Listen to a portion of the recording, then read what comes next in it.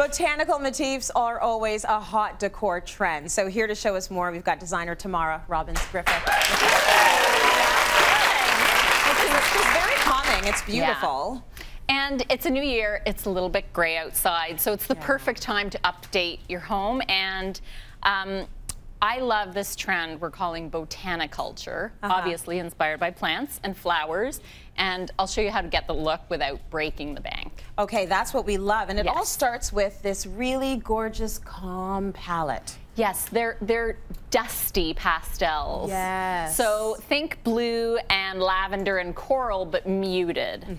Then we're mixing in the warm tones like beiges and even the metallics like the copper bowl and the gold on these beautiful crystal sconces. Oh, you know what we need to fill this with? Chips. That is a good chip bowl. Goes right with all the New Year's resolutions. Or maybe lettuce, I don't know. Or lettuce. Let's talk a little bit about the patterns because there is definitely a mixture. And so it doesn't have to be literal. It's obviously inspired by plants and flowers, but we're interpreting it different ways. So this cushion has like the watercolor floral feel. And then when you go into some of the artwork, silhouettes, and we've got the classic botanical print and then a modern update. I love this gold foil silhouette because that feels like a really fresh new way of doing it. It's so beautiful. And it also doesn't have to be literal. So something like this shell inlay, you know, infers floral, even though it's kind of more of a geometric.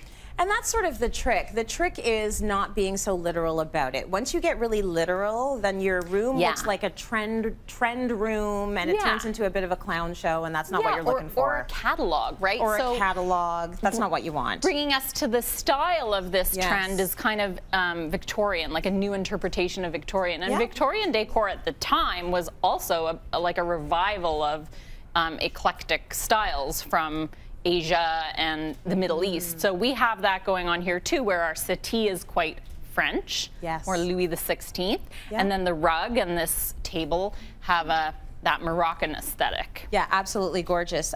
Let's talk about the texture, because that's definitely a part of the story as well. It is, and it makes a difference, especially when you have a soft palette. That's going to play more of a role, right? We don't have black, we don't have punchy colors, so the texture is going to do a lot for you.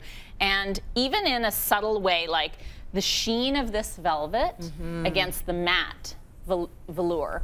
So it's kind of like sometimes it can be subtle, and other times you have a real 3D dimensional, like touch me texture. I don't mean to be, but like that. Yeah, you kind of want to reach out and touch the artwork, that paper artwork, or the nubbly wooden texture on the front of the sideboard.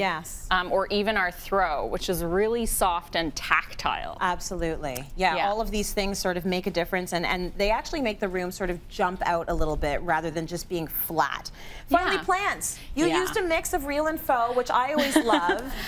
They all look good to me, so mix it up. And that's the thing. So I love the idea of the real because, you know, sometimes it's nice to fill your pretty vases that you love, and of course with real plants and fresh flowers you have that beautiful scent that brings into the room. But then with the faux, it's really kind of nice to set it and forget it, right? So that kind of combination of the two, and then some that you're refreshing and some you don't have to worry about. And you know, you can pull this together. It doesn't have to be everything. It's like you can, one cushion, $30. Sometimes it's just a few touches that can make you feel like it's a new year. Absolutely. Well, Tamara brought all the furniture and accessories from Home Sense.